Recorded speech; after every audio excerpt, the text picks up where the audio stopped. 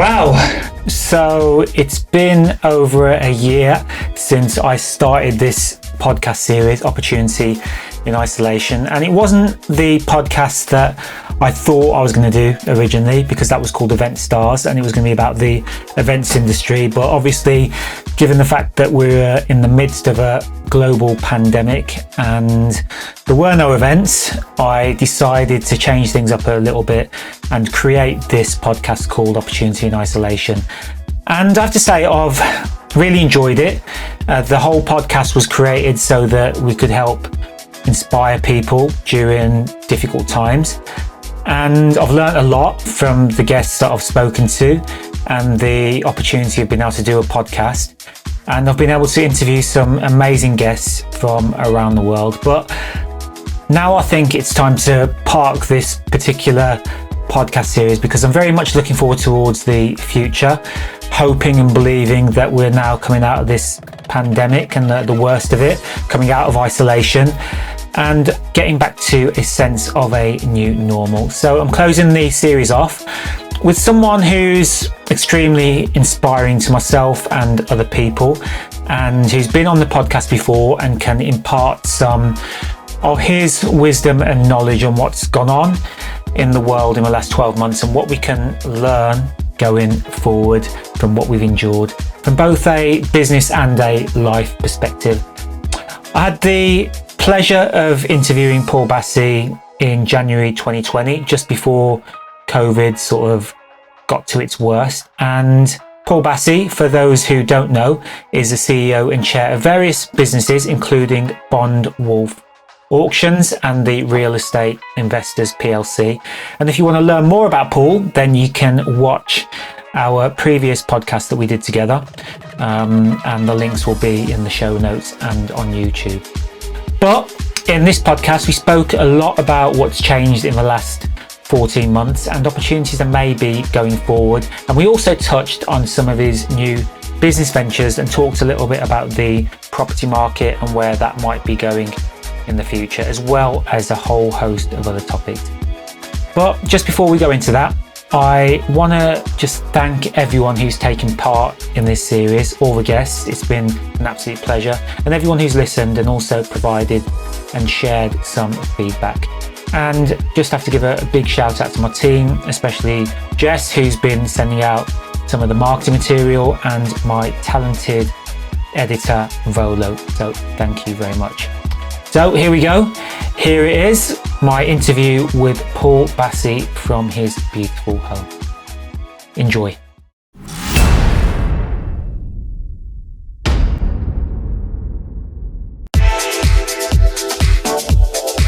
Hello and welcome to Opportunity in Isolation. In this episode, I interview Paul Bassi CBE. Now, Paul is a leading businessman and philanthropist who has interests in a £300 million plus property and business portfolio, which includes estate agencies, investment properties, development land, hospitality, finance and care homes, all employing hundreds of staff. He's the CEO of the Birmingham-based AIM-listed property investment company, Real Estate Investors PLC, chairman of Bond Wolf, which he co-founded in 1983, and non-executive chairman of Likewise PLC. Paul served as the president of the Birmingham Chamber of Commerce and was formerly regional chairman to Coutts Bank West Midlands, and is former director of the Birmingham Hippodrome. He was appointed High Sheriff for the County of the West Midlands in 2009 and has received honorary doctorates from both Birmingham City and Aston University. In 2010, he was awarded a CBE in the New Year's Honours List in recognition of his services to business and the community in the West Midlands. And Paul continues to support the community via the Bond Wolf Charitable Trust, with the primary focus being to raise funds for worthy causes, regardless of age, sex or background. In 2017, he founded the Sandwell Valley School, providing education and training programs for vulnerable young people. Now, the school has proved an enormous success, with over 110 children ranging from year 8 through to 6th form. Paul has recently published a book, Brick by Brick, Success in Business and Life, with all profits going back to the Bond Wolf Charitable Trust. Now, this was originally going to be part of the Event Stars podcast, which is primarily aimed at people in the events industry and those who want to get into the events industry. And although Paul is not directly in that industry, he does own a well-known fine dining restaurant called Asha's. And with that in mind, we discussed topics around events and hospitality. But given his plethora of knowledge and experience in business and life, we spoke about a variety of topics, including Brick by Brick, his book, success, his drive to be number one, driving teams, his recommended reading list, and the importance of health and well-being. And given the current situation and climate as I record this link in April 2020, and the situation that we find ourselves in being in lockdown, I decided to release this podcast early and put it into the Opportunities in Isolation series, because a lot of the practical business and life advice that Paul offers could definitely prove useful to those looking for inspiration and direction at this time if applied in the right way. So here's my interview with Paul Bassi. Enjoy. Paul, when I thought about what we could talk about today, I didn't want to go over a lot of the same stuff that we went over last time, which was January 2020. But as we sit here now, April 2021, it's obvious that we're not going to talk about the stuff that you were talking about before, because so much has happened in the last 14 months. So I want to start with what is probably a bit of an obvious question, but also essential to what we're going to talk about today. And I want to ask, what are the opportunities that you've seen that presented themselves to yourself or to the world? We'll start with business in the last 14 months. I guess that for me, as I've said many times, you never waste a crisis. And that isn't always about taking advantage of market conditions to make some more money. On this occasion, I think the biggest opportunity was to reflect on perhaps how you live your life, how you run your business, how strong or weak your business model was. And for me, we're no different. I got to reflect. I spent time at home, which I've never done, because you wake up in the morning, we all save hard to buy our houses. I get up, I leave, and I come back at night and it's dark, and you really don't spend any time at home. So, we all had that wonderful summer last year, or very good spring. So it gave me a chance to reflect on, what changes we all need to make to our lives, whether it's business or personal. And, I'm not nobody, but the same as everybody else. It hasn't been the crisis that everybody thought it was going to be. Distress opportunities don't exist. The governments and the banks have printed enough money to keep us going for the next 20 years. And there are more stimuluses coming out from Europe and America all the while. So for me, the biggest opportunity was an opportunity to reflect, understand your life, understand your business model, and start to implement the changes that are necessary. So 12 months ago, what were the kind of things that you were sitting here in this beautiful house reflecting on? Well, to start with, to spend some time at home and with family, etc. So there was, like most families, we were all stuck with immediate family. And that was fine for me. It was quite comfortable. I ran most of my businesses over the phone, and Zoom and all of those wonderful technologies that we've all suddenly discovered. And I guess for us, we've got hundreds and hundreds of tenants. If they can't open their businesses, how are you going to get any income?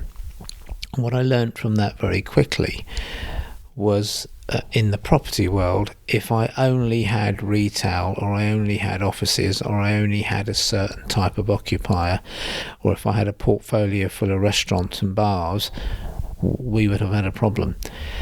And we do not have all of our eggs in one basket. We're very well spread, and actually we've had mid to high 90s rent collection. So what made me understand from that was, or conclude from that was, that our business model from a property perspective is very strong. Convenience has been very strong. Retail, local shops, supermarkets have been very strong. Our care homes have traded very well because clearly there was a lot more care needed. So for me, sitting here, going back over a year, I realised that business model was a good business model, and we should do more of it. And we shouldn't specialise. We should continue to be diversified. And there have been opportunities that our businesses have got now that we didn't have before, which we've now got to go forward and capitalise on in the future. We're all human. We all have anxieties and worries.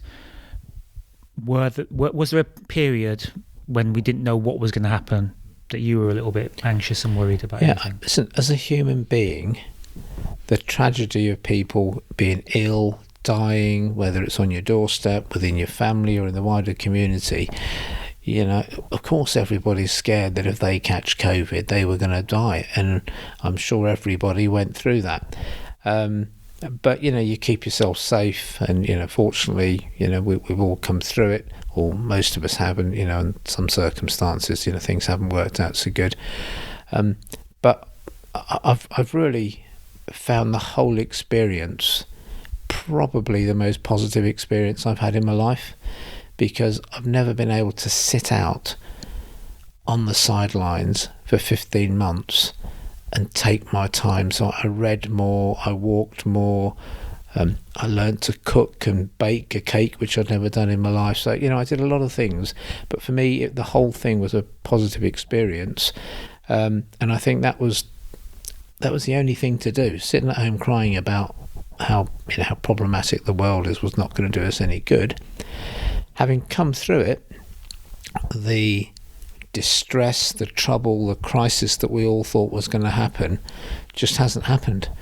And I know it's still a little bit early, but we're not going to see mass distress, mass unemployment. The banks have printed enough money, the governments have supported everything. We are going to be fine. And I want to play devil's advocate here, because there could be people who'd sit there and say, well, and say those few words, it's easy for you to say that. Whereas there could be some people who've lost their jobs and then, had to go and do something completely different. Maybe they had a passion for something. My industry, the events industry or the hospitality industry, I know a lot of people have then gone on to suddenly do deliveries and so on. You said it's not been the crisis that everyone said it would be, but there have been people who've lost a lot from this as well. What would you say to them in terms of a positive message? Yeah, look, of course no one's going to get any pleasure from anybody not succeeding, or projects having to go on hold, or people being unemployed, but you've got to learn from this, whoever that might be. And for me, the lesson to learn is that you've got to have a diversity of income. If you only have one product to sell in your shop and nobody wants to buy it anymore, you haven't got a business. And all of those people for whom this hasn't worked out will be the first people to wish they had an alternative means of income, whether they be individuals who are probably wishing that they had more savings, or maybe they wish they'd have invested rather than spent in the past, businesses who might have just had an over-reliance on one sector. The gift that we've all got from COVID is a time to reflect and to understand that you have to have diversity of income. You always speak about market intelligence, and that recessions are a good time to invest and go for things that other people are too scared to go for. Has this been a time for you to go for things that other people wouldn't necessarily go for? And of course people will say, you're in a good position to take advantage of any opportunities. Well, we're in a good position to take advantage of opportunities because we are diversified, and we build reserves and have provisions all the time. The most traditional business of all is the property business. And you traditionally go to an office to look at your property. Well, Rightmove and all these portals have managed that. So people rarely actually go into the estate company, but the businesses need a base. For us, we hold large auctions, and auctions are typically, we'd hire the villa ground, we'd have 1,500 people there, lots of security issues, but the whole of that has now gone online. Although I do think once we're all back up again, we will go online and in the room, because the event gives people an opportunity to network. It's good for our branding. So we push that business model online. We are, people don't like retail. Everyone says, well, the high street's finished. I can tell you now, I've been in this business nearly 40 years. We've let more shops in the last 2 months than I would typically let in over a year or more. Because the retail that we are good at is convenience, it's town centres, it's neighbourhood retail. Well, that's never done so well, because everyone's at home, pop into their corner shop, spending time in their villages, in their towns. So our business model is that we've gone online with the auction sales. We're doing a lot of bridging finance online as well, and really we're investing. For me, I'd like to put every penny we've got back into retail. I know everyone else is coming out, but the facts are people want local community shops, and that's what we like at the moment. So, far from sitting here being concerned about being in the property business, I'm not at all concerned by it. Our restaurants, we didn't start delivering or doing anything else that we should do, and lots of people have been very creative, very imaginative, and well done to them. But we have a high brand business. We didn't want to compromise our product. We didn't want people to be getting anything less than what we can give them, which is a spot on a la carte product in the restaurant. So we took the opportunity to close. We didn't make anybody redundant. We've looked after all of our staff. So some businesses we've shut, we felt that was all right, and other businesses have expanded. A lot there, they've got so many questions that I want to lead on, especially about the high street. But I'll start with the events bit, because you mentioned about your auction house and the whole the experience really that people have when they go to a live auction.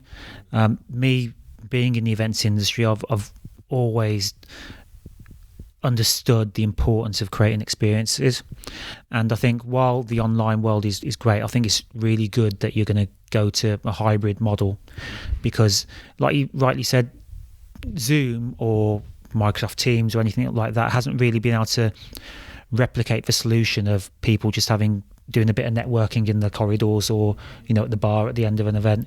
So it is really important, but you can still get your key message across. And I suppose the other thing you've probably been able to do is save a lot of cost from not having to hire big venues in this period. Yeah. Look, there's been cost savings. There's been cost spend as well. I believe that everything is going to return back to normal. It might be a bit different, but it'll go back to normal. Nothing will replace human interaction. Everyone thinks that people are going to just cancel offices out. They're never going to go back to offices. My experience, speaking to all of our occupiers, and we have everything from big corporates to small businesses, everybody wants to get their staff back to the office. Their health, the creativity, the interaction, the networking, the energy, the fun, the social benefits. We are all going to go back to normal. It's going to take a bit of time, but the new normal just might mean that during the day you don't travel as much to see people. Some of the meetings can be done over Zoom or Teams.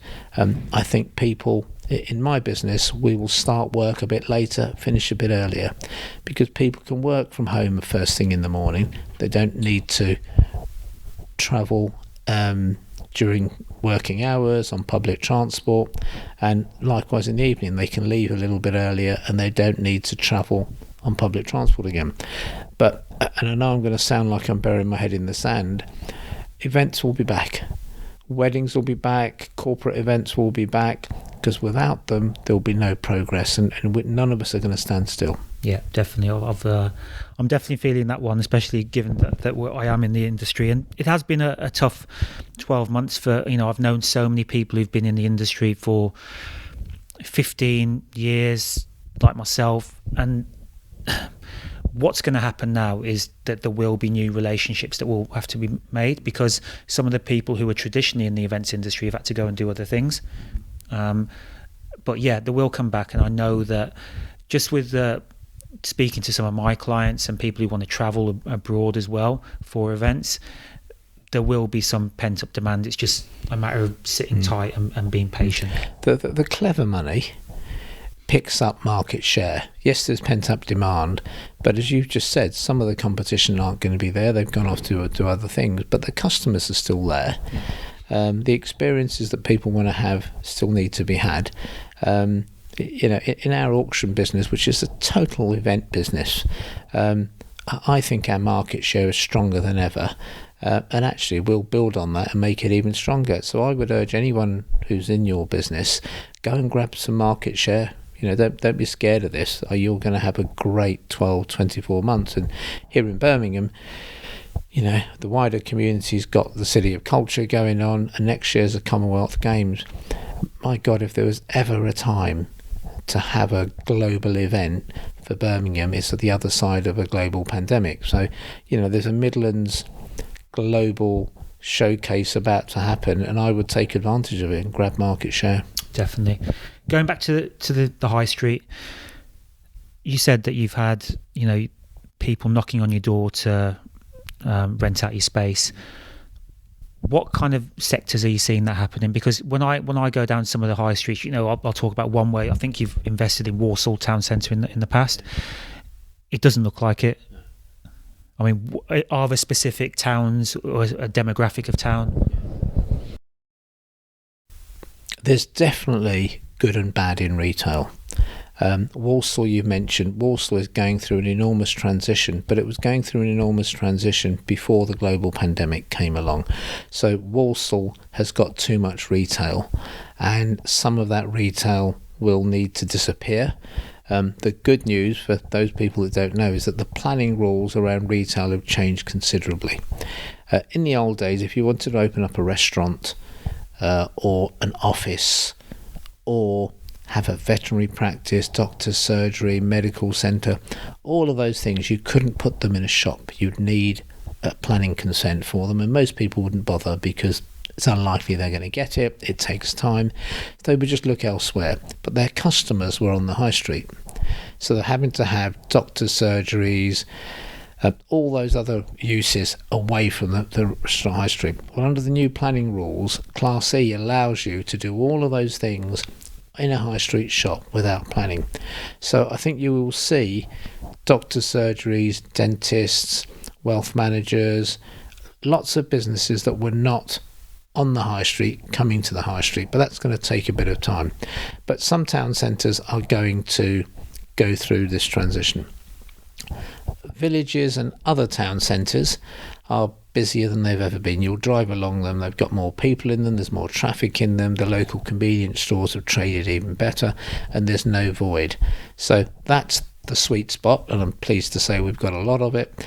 I think the prime high street, where you've got Arcadia and all these big brands that have been enormously impacted by people buying fashion online, that they are a bigger structural change on the high street. Then just to finish it off, the large shopping centre model, there are too many shopping centres, and it's not the rents that kill the retail, it's the service charge, the cost of running those giant shopping centres, and those have seen a halving in value or more, yet local convenience retail has seen an increase in value. Go to the auction rooms, those properties are trading for more money than they were a year ago, but shopping centres have gone from hundreds of millions to tens of millions. So there is change in retail, but and you selectively got to invest.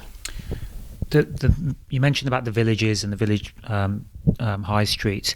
Do you think that we might see people moving out of the city centres into villages because of the stuff we talked about, the work-life balance and being further away from work so you can work from home. And that is going to increase the value of the villages in turn, because there will be more people who just want to go to a really nice cafe on the village high street, and etc. If you step back, Birmingham and the wider community is a little bit like a village to London. So first of all, we're seeing an exodus out of London for all those reasons you just mentioned: quality of life, cost of living, environmental issues, and all of that good stuff. So Birmingham and the Midlands is a big recipient of people moving out of London and the South East, which is definitely happening. Of course, HS2 is a big trigger to sort of draining some of the pressures that are down south. But there's no doubt that the villages and town centres are safer. You don't have to travel on public transport to get them. But people have actually had a taste of that local life and realise actually it's quite nice. We like not spending an hour travelling every morning. We like going to our local shops. We like meeting our neighbours. We like picking the kids up from school. So I think people are rebalancing life, and I hope that they rebalance for the long term. Some will, some won't. So, Birmingham, the wider Midlands, is benefiting from the UK relocation, and the villages outside, the town centres outside the city centres of Leicester, Coventry, Birmingham are definitely going to benefit. The city centres actually are where I see the problems. I think office users are going to be less so for the city centres unless we manage to get some big corporate relocations.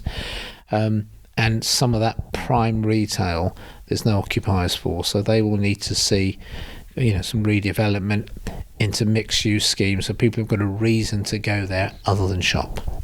I was doing some reading actually, and quite an interesting idea is whether the city centres that you mentioned, these big spaces that are now coming available because of the likes of Arcadian and BHS and all the rest of them closing down, is whether we could potentially see retirement villages happen in city centres, because they'll have everything there as well for them to just walk outside. They've got the pharmacy there, they've got the doctors there. Absolutely, and that's what I meant by this. There's a major restructure, i.e. the knocking down of a shopping centre or repurposing of a shopping centre.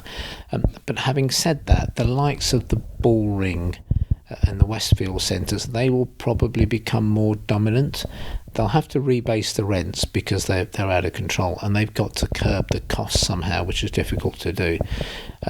But if there were 4 big shopping centres, there'll be 2 or 3, and some of these will make fantastic villages or something even more creative. But that's to be seen, and whoever takes the lead on that will clearly do very well. You've got a team, you've got a lot of staff who work for you. What have you been thinking about your office-based staff and how they should work going forward? Should they all be in the office 9 to 5, or should they have that balance? Yeah. First of all, I can't wait to get everybody back, and I would say that generally everybody wants to come back. But we have realised is that we don't need to sit on a train or in a bus for an hour and a half every morning to get to work for 9 o'clock. I'm quite happy people starting at 9:30, 10:30. I'm quite happy people finishing at 3:30, 4:00. So we're making those changes. And we're also going to allow people, if it goes to plan, work 1 day a week from home. So they'll carry on getting their full pay. They'll work less hours, be less stressed, be more relaxed when they get into the office, work 1 day a week from home. So people working 1 day a week from home, doing less hours, I'm convinced will give us the same level of output or even better, and their mental and physical well-being should improve as well. I've seen in the local press or the news, I saw it on social media as well, that you guys, Bond Wolf, have made an investment in a tech company, a social media company, headed up by Craig Upton, who I know is a great guy. What's the thinking behind that? Is that something that you are actively looking at, more tech investments as well? We always look for good talent to support and back, and Craig I've known for a number of years. He's one of the people that we use to do various social media work for us. and rather than just be a client of a PR or a media business, if we are a co-owner of that business, they will look upon us differently as a client, because we'll be a key client, or we'll be the client that's also a shareholder. So what we've done is we've invested with Craig in that business, and it's only been a matter of months, but it's already growing to a proportion that we will now need to revisit how we were going to manage it. But I believe so strongly that if you haven't got a strong online social media experience for your customer base, that you may as well close your shop and go home, because you won't be at the races. You're not going to be competitive. So we will be launching Bonwolf TV via YouTube. The way people will do viewings, they'll watch a video of a property, we'll share our knowledge with customers, we'll grow our database, and that's really what it's about. We want to grow our database, communicate better with our customer base. But interestingly, although it was done for us as a customer, we've attracted so many clients that have said, I hadn't realised you'd picked up on that, who have said, what is this media thing? If you've done it, is it something we should be thinking about? And we've attracted dozens and dozens of new clients, and all of them are wishing they'd have done this many years ago. Definitely, and it is almost a shop window for the world, isn't it? Yeah. You talked about your auction house business now being open to the world, because they don't all have to go to Aston Villa. And that's what social media allows you to do. We have always been a regional business, and we have almost instantly become a national business. So we sell houses in Middlesbrough, Scotland, Devon, Cornwall, Edinburgh, just suddenly because the platform's bigger. So we will go probably to a monthly auction going forward, and we'll be able to do hundreds of lots. But we will, as I've said before, we will go back to the auction room, and we might do 4 to 6 a year live auctions, as well as online, and maybe a few more online. And in the end, life is always about balance, so the hybrid balance is probably what we're going to do going forward. But I can't explain to people the importance of having your own shop window, but it's not a shop window to your local customers, it's a shop window to the world, and that comes through the internet, through Instagram and TikTok and all these wonderful things that we now embrace. I think that it's important to do that, but have you thought to yourself which one is going to be more crucial and beneficial to you in terms of a social media platform? Because you've got the likes of Craig and those guys advising you, but personally, have you thought, is Instagram going to be better than TikTok or Snapchat, or is that something you're not involved in? You have to remember, we have everything from an estate agency business to auctions to restaurants to bridging finance to property investment. Different platforms are better for different businesses. I'm a big fan of YouTube. I don't really think YouTube's still exploded. Now, I know it's enormous, but I just think that the owners of YouTube are going to do more with it. I think we'll all be using YouTube more as a daily medium. So for me, YouTube is a key one, but all the others are again are platforms that we'll use. You say that about YouTube maybe not exploding, but if you ask kids now between the ages of 7 and 15, the number one occupation that a lot of them want to do is be a content creator or a YouTube star, followed by teacher and athlete. And that has grown. I mean, the number of content creators in the world, or people who make a living from content creation now, is now 50 million people, which has tripled since 2017. So you're right, it's not exploded to where it can be, and I think it will explode a lot more, and you will get a lot more people who'll think, do I really need to work for somebody because I can do this from my bedroom and sell a widget or anything I could because of my own skills and knowledge in that particular niche? I think we're in a new world. Everything you've just said, if we were to go back several decades, somebody was saying, well, there are going to be all these things called shops on high streets and in shopping centres. I mean, this is just change, and you've got to embrace it. The reason why we've invested in this business is we think it will be 10 times the size of what it is over the next couple of years, for all the reasons you've just said. If you went back 5 years and asked somebody what a content creator was, you'd think he was a Martian from another planet, and it will be a normal job. It is now a normal job. Yeah, definitely. What are some of the other trends that you've seen up and coming outside of property and your traditional businesses? I think really the biggest trend is how entrepreneurial all sectors are being. I mean, the restaurant business and the food business. My wife ordered a curry recipe, effectively, from a restaurant in London called Gunpowder. It was very good, little plug for them.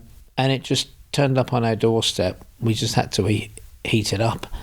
And it was like having our own meal cooked at home by the Gunpowder chefs. Well, in the past, that would have come in some horrible silver containers, warmed up, microwave from the local restaurant. So really, you can have food from all over the country, from top restaurants in London, sitting in your house in the Midlands. But it's just everything's creative, and don't be surprised at anything you see. Embrace it, and there'll be lots of opportunities amongst all of that.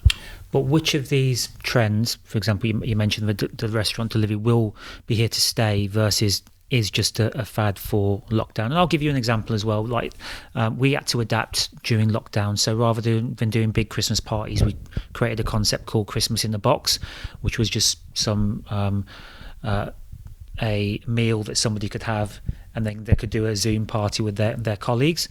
But do I think that is here to stay?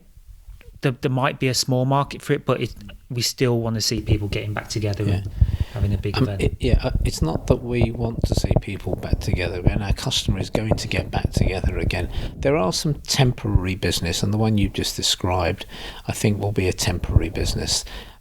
Lots of the things around health and hygiene, I think, will be temporary. We won't continue to wear masks and need gloves and all of that going forward. That should phase out, hopefully. So there are some temporary businesses, but we're in the midst of change. What COVID's really done is a period of reflection and change, and some of us will allow change to pass us by and it will be gone. Some of us will jump on the train and go on the journey. Some of us will lead those journeys. But definitely there are some great ideas that are well worth engaging in. And for everyone with their businesses, look around and look at what everybody else is doing with their businesses to see if you can in fact pinch one of those ideas and adapt it for your own business. Don't be embarrassed about not reinventing the wheel.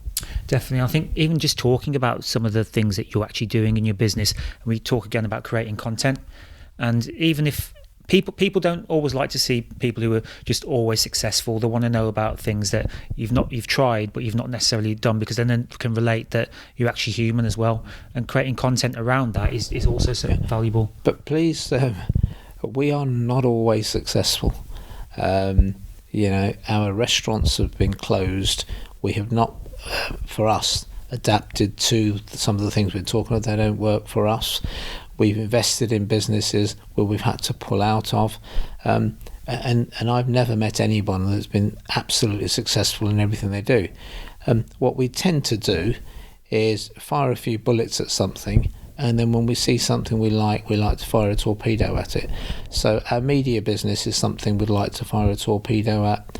Our auction business we are firing a torpedo at. Property investment and retail is a torpedo for us. And bridging finance, I think, is a torpedo for us. There's many other things we looked at that we're now not going to do. But, those are investments that you make in order to work out which investments you then hold long term. So we're not always successful. There are tough days at the office, but having diversity and being lucky enough to have a great group of people that work around me allows us to always progress. I think that's the important thing. Have there been investment opportunities where you've said no and they've gone on to be unicorns or amazing businesses? Yeah, we don't tend to sort of get approached with the next Google or the next Amazon, but over the years there's been a few businesses that have asked us to invest. We've genuinely thought they were good businesses, but we didn't understand them. There was a particular financial services business that I could see was going to do well. The guy running it was first class, and we had an opportunity to invest in it early, but it just wasn't for us. So yes, there have been things, but I don't regret any of those. I mean, I'm absolutely, if I see that particular guy, I'll always congratulate him. I'm not. I don't lie in bed thinking I wish anything. Who are the people, or what are the businesses that you've seen in the last 12 months? And we touched on a couple a while ago, but you thought, wow, what an amazing person, or what an amazing concept. Is there anything that you've seen that have really been super innovative? I think, if I'm being really honest, the most impressive people I've seen over the last 12 months firsthand are some of the people that work for me. My nephew, my son, Anna Durnford, James Mattin, who run different businesses for us, Craig Upton. They've not gone home and cried about anything. They've had a good, strong look at what needs to be done, and they've rolled their sleeves up and got on with it. They've invented bits of the business that needed reinventing. So those are the people that have impressed me the most. No whinging, no excuses, just revisited what needed to be done, and are much stronger businesses today than they were, pre-COVID. I want to touch upon another topic which has been a big topic in the last 12 months, and do this in a reflection on your business career. Obviously, the death of George Floyd and everything that happened in America, and then the BLM movement. And you started your business 70s, 80s, going up into the 90s. Were there times where you felt that your race had ever come into play, when either in an interpersonal way or a subtle way when doing business, and you felt that it could be an inhibiting factor with other people? Or was it just a case of, this is who I am, I'm proud of it, and I'm just going to crack on whether you like it or not? So I get asked that question a lot. So, was I aware that there was lots of discrimination, racism, call it what you want, in the world? Yes. On my doorstep, in my town, on the football pitch when I was playing? Yes, of course I was. Now, I think, having reflected on it to answer this question, I got brought up as a Punjabi Sikh Jat boy, and it was to fear nobody, respect everybody, and by the same token not be feared, and to earn my respect. So whilst I was aware of it all, I never saw it as a distraction. And if somebody wanted to behave in a certain way, then clearly I wasn't going to engage with them. But there were enough good quality, decent human beings out there that are the ones I want to work with, whether they're black, white, Muslim, Christian, Sikh, really didn't matter to me. So, I get that this still exists, but, be positive. There's enough good people out there that you want to work with. And if somebody doesn't want to work with you for whatever the reason is, actually they're doing you a favour, because you don't want to work with them anyway. So yes, this it all existed. I got called a packy and a this and a that and the other, but it went in one ear and went out the other, and I'd go and meet good quality people, and for me, honestly, it's not really been an obstacle of any form whatsoever. If anything, there was something a little bit perverse about doing something that an Asian or a black or an Indian boy hadn't done before. So, being the first president of the Chamber of Commerce who was coloured or Indian, I really didn't have time to do that role, and I only did it to make sure that somebody from our community have done it, and now more will go on to do it. So it's never been an issue for me. But at the same time, you're the one who's been able to, in that position, be a role model for other Indian or black or whatever background people might be, to say there's someone who looks like me who's done that. Yeah. Well, I'm just a normal lad. Okay, I'm not so young anymore. But you don't ask to be a role model. I've never done any marketing to say I want to be a role model. You just wake up somewhere between sort of 20 and late 40s and everyone tells you you're a role model. What I've tried to do is be a good dad, a good brother, a good uncle, a good husband, a good employer. And I know I say this a lot, but a lot of that has come up from my upbringing as a Sikh boy. All of those values that are within Sikhism exist in most religions, in most cultures, and I was just really being a good human being, and if that makes you a role model, then fine, and actually I'm a little uncomfortable with it because I do understand some of my weaknesses, and I don't want to be a role model in that regard. Not that I've got any unpleasant weaknesses, but we know we've all got strengths and weaknesses. Yeah. You mentioned you've done a lot more reading in the last 12 months. So, tell me some of the books that you've been reading. Something that's made you maybe reflect a little bit more on life or business. Do you know, I've read so many books that now you're asking me the question, I can't actually remember any of them. I read a book called The Psychology of Money that was very interesting. Okay. I read Stillness is the Key, which I enjoyed very much. I'm reading an Obama biography at the moment. How are you finding that? I've been listening to that on Audible. Yeah, I haven't really... I kind of started it without really getting my teeth into it because it's not a small book. No, it's huge. 24 hours of listening on Audible. Yeah. So I think I'm going to save that for a trip abroad to get into it properly. Yeah. But there's the new Jim Collins book, which also I haven't read yet, called 2.0. I read, I think it's called Don't Split the Difference or something, which was a book about negotiating. So I've read loads, and I've enjoyed it. I've had time to read as well. Any nuggets you've picked up in the last 12 months from your reading or even listening to podcasts or anything like that? The thing is, I can't think of it. It's a single one as we sit here and speak, but I've thoroughly enjoyed reading again. And you mentioned Warren Buffett, and the one common thing that I've found with people who are consistently successful is they all say read. And no matter how often I nag people to read, some people read a lot and some people just don't. And I always think, that little bit of reading would multiply your output by 10. So again, just read. It is very good at every level. I remember you always said that you read it was the Property Journal or something that came out once a month. The Estates Gazette. That's right. One of the trends I've actually noticed when you're talking about reading is the newsletter business and talking about the online newsletter business, where around a specific niche, it doesn't cost anything for them to produce apart from the person's time to write it, and people are actually paying now to subscribe to newsletters that come in their email inbox.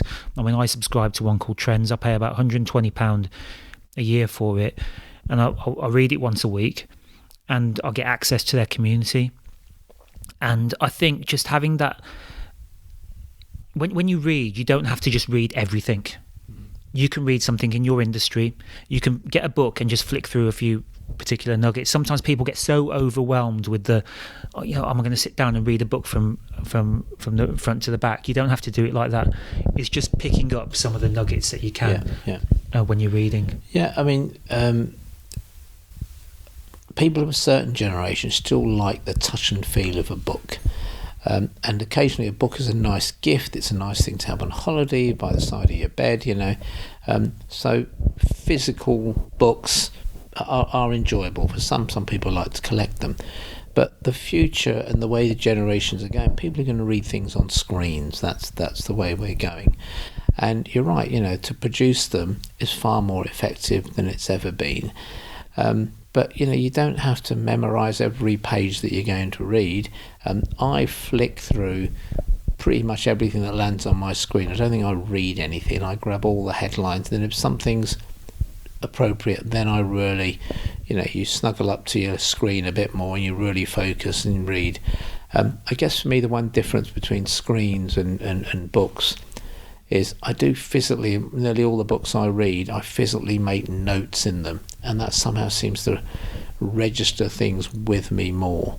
So I think it's a very personal thing, but the future is absolutely reading online and on screens. Definitely. What are some of the things in business that you see people make mistakes with commonly?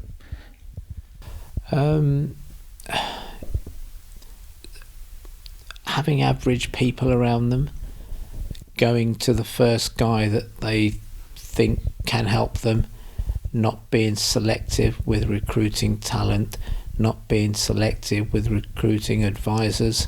Our community in particular, if we need an accountant or a lawyer, we kind of ask around the family and we grab the first guy that can count or read. And I'd encourage people always, if you want to go into a particular sector, find out someone who's very successful. I promise you, ring them up and say, look, I'm thinking of going into this. Would you just recommend somebody to me? 9 times out of 10, they'll refer you to a good lawyer. They'll refer you to a good accountant, to a good advisor, to a good PR guy. So, the one big mistake is people just don't ask. Just ask. It's simple. No one, if somebody says no to you, ask the next guy or girl. And just surround yourself with talent. That for me is the key goal. Do you think mentors play a big role in people's business life? They do. So weirdly, I've never had a mentor, although I've looked up to role models in the form of the Richardsons or the Caledonia family. But really, a lot of my mentoring came from being Sikh and all of that good stuff. But I strongly recommend people have mentors. And the biggest thing with mentors is they very rarely get approached. People are afraid to ask them, but a good mentor will make time for you. If he can't help you, he'll tell you he can't. And if they say no, go and find another one. But I do believe a mentor could save you 5-10 years of pain and get you to where you want to get to quicker and more efficiently. So I'd strongly urge people to adopt mentors. Just one quick point I'd make on mentors is someone like yourself, there must be some sort of filtering process, because otherwise everyone would want to be your mentee. I absolutely filter people, and maybe not always directly, because the requests would come into my office, and the girl in the office who would deal with these, as Anna, is a very good judge of character, so she knows whether I'm going to mentor somebody or not. We sometimes might ask a few questions and sometimes point them in the direction of somewhere else, but mostly it's no problem for me to have a cup of coffee with somebody, just give them a bit of guidance. And I do see the strangest cups of coffee I have had over the years, from people who want to be the next Prime Minister, all the way down to someone who wants to open up a coffee shop. But do you know what? To take 5-10 minutes, half hour out of my time to give somebody a bit of help, it absolutely no skin off my nose. Definitely. And just looking at your personal reflections on the last 12 months, have things changed for you personally in the way you've thought about the world and life? And secondly, what, as a final comment, what would be the advice that you're giving to everybody out there now? I've reflected on it a lot. My thoughts are at the moment is that the opportunity out there is bigger than I've ever known it. We're kind of starting from a low base, with a world flooded with money.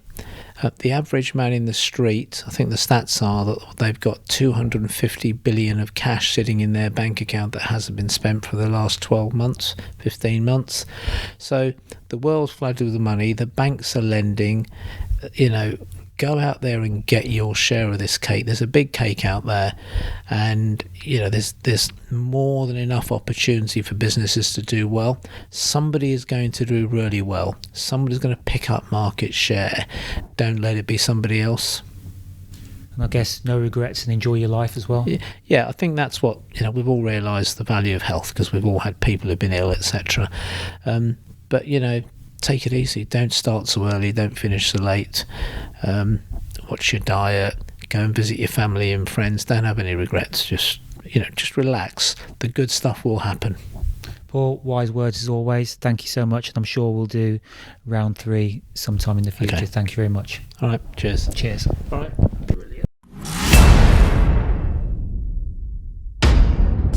Thank you for listening and watching. If you've got any suggestions or any feedback, then feel free to get me on Twitter at GurmejSP or Insta at events_Gurmej, spelled Gurmej. Thank you for listening. Catch you soon.